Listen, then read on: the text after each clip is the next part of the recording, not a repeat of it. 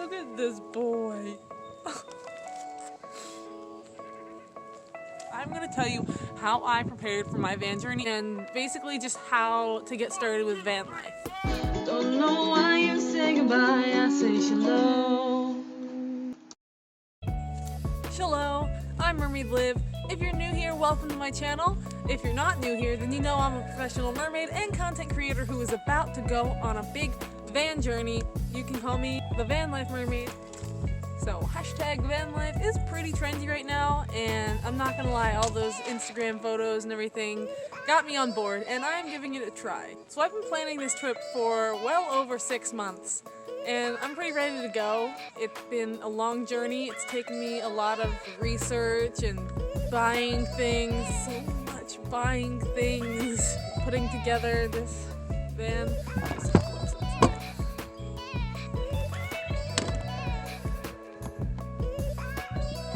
It's so cool. You can't just go poof, van life. There's so many steps involved. So I'm gonna give you all the tips I can to facilitate your journey of starting van life. So the first thing, obviously, you need a van to do van life, so you need to acquire a van. There are several ways you can do this. I started out by looking on Facebook Marketplace, trying to find a used van. I spent at least a month trying to find a van from like Facebook Marketplace, and that's a long process of, you know, talking back and forth with a person, then meeting up, then I need to get this guy a bone to occupy him. Give me your paw. Give me your paw.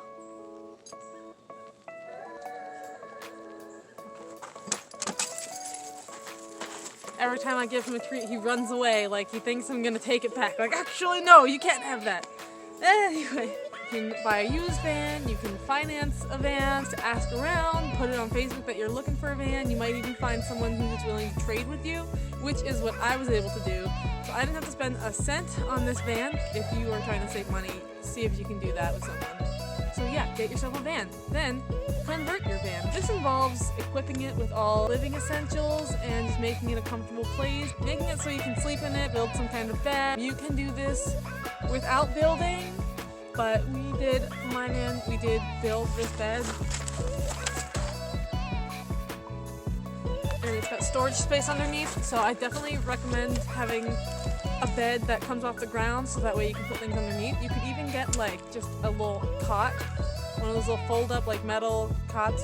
Along with that, there's just a lot of things you need, like toiletries and food, clothing, all the things you need to survive. Camping things you're gonna need. Down here, I have some storage space, and that's where a lot of cooking stuff is. Extra toilet paper. I also have a secret stash of cardboard for when I'm camping and I need to make a fire. And you're also going to want to fill it with stuff that you need, like your laptop, your electronics, books, things to entertain yourself. You also need to think about where you're going to shower and go to the bathroom. So I have a camp shower. I'll show you that in a minute, but the other ways to shower are getting gym memberships, going to trucker stops. Campgrounds often have showers. Or you can get yourself one of these bad boys. So this, you fill with water, you leave it out in the sun, it gets a little warm, and it's got this little hose and a little knob. And yeah, get a little shower. Obviously not going to be as good as in an actual shower, but it'll get the job done. Another way to keep yourself clean is by using wet wipes and giving yourself like a little sponge bath. I don't even know if this counts as cleaning, but I'm going to be swimming a lot in like creeks and rivers and ocean. Probably not the same as taking a shower, but I don't know. It'll feel refreshing. And then going to the bathroom. Are you gonna have a portable potty? Are you gonna just stop places? For me, the bucket is perfect. Another thing to consider is when you're out hiking and you have to go to the bathroom. So I have this thing, it's called the LP.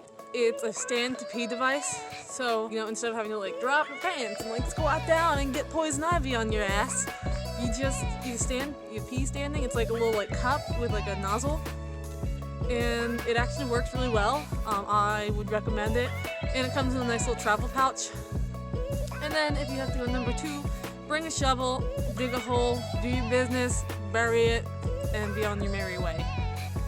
I really hope that's not going to happen to me. I would be far too nervous about someone strolling along by. You never know when there's going to be people. So you're also going to want to figure out what to do for electricity. My original plan was that I wasn't going to really have any electricity except for I have a 12-volt converter that plugs into your cigarette lighter. I was going to, use that for only like no more than half an hour at a time, get my laptop charged up, then I have about an hour of battery. And I'm also hoping for all the electronic things, I'm mainly going to be going to like cafes and stuff. But now I'm thinking a good idea would be to get a little like generator. A lot of people use jackeries. I haven't gotten one yet, but that would allow you to power your electronics, your chargers. I have a little mini fridge, so I'm going to need to be able to plug all those in. And I have some solar powered lights, but they don't work very well. Also lighting, since I just mentioned that. Look over there, I've got a lantern. And then I've got some little lights that stick to the wall. Flashlight. And this camping fan, which also is a light. You're also going to need a fan, probably. And you're also going to want to think about what you're going to do for food. Obviously, we need food to survive unless you're a houseplant. So you want to decide, will you be cooking? Will you need refrigeration? If that's the case, you can either have a van build with electricity and running water and like a cooking stove, or you could go the camping way, which is what I'm doing. So I've got this little grill that connects to a little thing of butane. I should have brought it out with me. I'll just put a picture of it here. So that's how I'm gonna do the cooking. And part of my van build is my bed also has a table, so when I open the trunk, I can pull out this table that slides out from underneath the bed and then has a leg that I attach to it. And that's where I'm gonna cook and use my little grill. I'm also gonna be doing bonfire cooking. So I've got a cast iron skillet. You just need to make a fire, and you don't really wanna cook over the fire. You wanna let the fire kind of go out and have like burning coals, and then that's what you can cook it on. Then there's another way to make food. It's not really cooking, but you can still get like hot meals out of it. Hot water. Some ways to have hot water are to boil some water if you have the little stove thing that I was telling you about, or if you have electricity in your van. Boil some water and then use that for oatmeal, or little like cups of noodles, like the ones that you just pour hot water into. The way that I'm gonna have hot water for those things is actually by using my espresso machine. So yes, I'm bringing my espresso machine. Can't go without my lattes. But if I take out the little filter where you put the espresso in, then just hot water goes through. And so yeah, that's what I'm gonna do for that. Some of the other things for food, canned stuff is good, granola bars, oatmeal, apples or clementines, have some potatoes, cups of noodles, or canned soup. Another thing I'm gonna do is tortillas with peanut butter and jelly. You know those little jam packets you get at diners? I got a lot of jam. A lot. And then this is how I'm gonna have milk. Yeah, that's perfect for my morning beverage. Just throw it in a pan to heat it up, or iced coffee. It wouldn't really be iced, but it would be cold. Lukewarm is what it would be. Let's be real. And don't forget about water. That's another thing. You're gonna need some sort of water tank. I'll show you what I got. I got this guy. Really great. Has a little like button to make the water come out. It's not like too big, so I can fit it in the van easily. The next thing you want to think about for your planning process is the weather. So this just really comes down to what you pack. So you want to consider where you're going. For my trip, I'll be driving towards the south to Florida to warmer weather, but it's still been kind of cold where I am and in the areas nearby. So I'm gonna have some nights of camping that are gonna be cold. So you need to pack accordingly. I have hand warmers, lots of blankets. I don't want to wear my shoes around the van when I'm just chilling in there, so I got these like kind of like slippers. They're really thick socks. Sometimes if I'm really cold, I'll probably turn on the van and let the heat run. get the van warmed up a little bit. I also have this handy dandy electronic hand warmer. It's also a charger, but when you take out the plug, it becomes a little hand warmer. This was, I think, only like $10. It's a really good device. Put it in your pocket and it gets your pockets all warm, and then it's great. If you're gonna be in hot areas, which I will, there's a lot of things you can do to make it more comfortable, like having fans like this guy. I ordered that on Amazon. I'll put a link in the description so you can get one too. I haven't really used it that much, but I read really good reviews about it. That was the second fan that I had to get because the other fan that I had crapped out on me after using it once. And that was from Amazon, but I did not read the reviews, and after I went back and read them, people were like, this thing sucks. It's like, that's why you always read the reviews. So yes, the fan, having windows open, and if you don't want to let bugs in, I've got this handy dandy thing to show you. Oh no! I accidentally almost flooded. It's a good thing I have paper towels. Clean up, everybody everywhere. Clean up, everybody do your share. Not gonna make that mistake again. Oh yeah, I was gonna show you something and then all the water poured out of my car, so now I'm gonna show you that thing. I thought it was gonna happen again.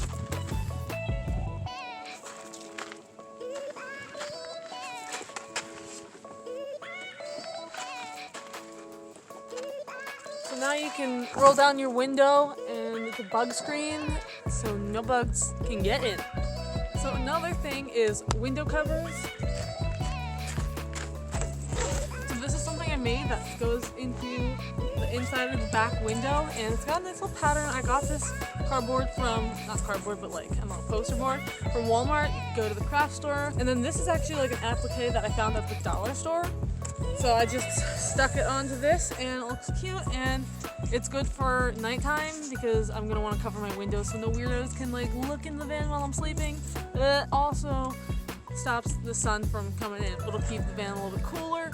So I have my dog traveling with me. I'm gonna try not to have to leave him in the van. You know, I'm gonna order groceries online and then pick them up. And I'll use drive-thrus, and if I ever am in a situation where I have to leave him in the car, it wouldn't be for more than like 10 minutes, but I would keep the car as cool as I can. I would have the fan running. I would have all these windows covered up, and then the other windows would be open. I'd make sure to have water in there with him, and I think people would maybe still freak out. So at that point, I would probably just write a little sign that says like, "I'll be right back. He's fine." You know, my dog has separation anxiety, and he will bark if I am gone. So I've had the situation where someone thought that he was in distress, almost called the cops on me. And speaking of cops, you want to make sure that you're not parking anywhere that you can't park. I can't even imagine how much it would suck to be comfortably sleeping and then suddenly just like this jarring knock from the outside, and it just like feels like your world is shaking. That would scare the crap out of me. But that has happened to a lot of van lifers. They call it the knock. So you want to know all the places that you can park overnight, such as Walmart, Cracker Barrels, rest stops, truck stations, or truck stops, which might also just be rest stops, I'm not sure. BLM land, which stands for the Bureau of Land Management, and you can usually figure out like places to sleep for free using apps like iOverlander. And then also places to camp are campgrounds, and that does cost a little bit of money. Campgrounds are just great. They have all these amenities. You have your own little spot in the woods, and there's like flat ground for you to set up a tent or to park your car. They usually have fire pits. They usually have bathrooms with showers, water fill stations. Sometimes they have electricity.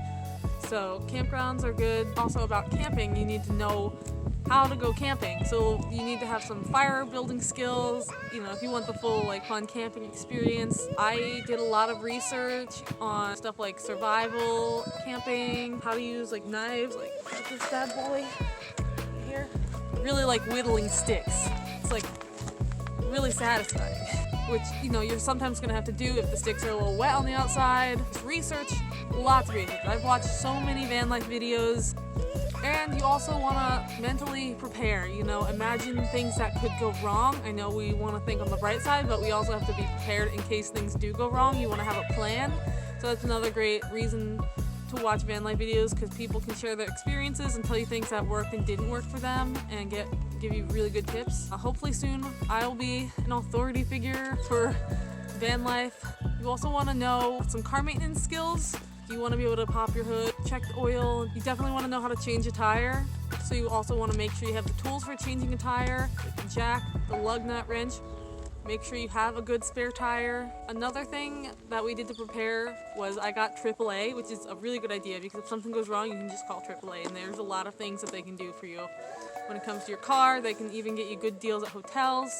So hopefully I won't need them, but it's like a safety net to know that I have AAA.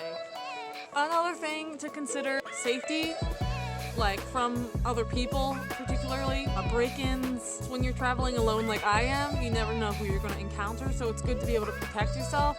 I've got my knife, I've got pepper spray, and I've got these. I've also watched a lot of self-defense videos to get some good tips on what to do in case someone ever attacks you or tries to mug you. And then a very important tip is to start just like mapping out where you want to go. Do research into those areas that you'd like to visit. Look at options like campgrounds and parks nearby. And just kind of plan out your route and think about all of that, where you want to go. Maybe look into the campsites that you're going to be stopping at. You definitely need to have some kind of plan in terms of where you're going and what you're doing. You also have to think about how you're going to afford this trip. So you want to do some budgeting, find out how much it's going to cost monthly. Do you have a car payment? Do you have insurance? Cell phone bills, subscriptions, food, gas. Gas is going to be a big one because it costs like $70 to fill the tank on this, and gas prices are about to go up because of the war. So that's one thing you need to know if are you gonna have a remote job that you do on the road, or are you just gonna save up a lot of money? There's a lot of things you can do if you have like skills like writing, graphic design, social media. That's actually how I'm going to be affording this trip, is through a social media job that I can do remotely. So you also want to think about Wi-Fi. I'm going to be using my mobile hotspot on my phone, and hopefully that works well. I'm also going to be stopping at like cafes and stuff. I might even get a router or something so I don't have to rely on my phone. And the last tip I have for you is to practice sleeping in the van, hanging out in the van, just getting comfortable being in there. Make sure you have it comfy enough, make sure you even like it. Just get used to it. Try being out here at nighttime and see how that feels. It would probably be a good idea to take it somewhere else to sleep in, just to test out, the feeling of other people kind of being around. And these are all the tips I have for preparing for your van trip. Hope you liked this video. Please like and subscribe. Bye!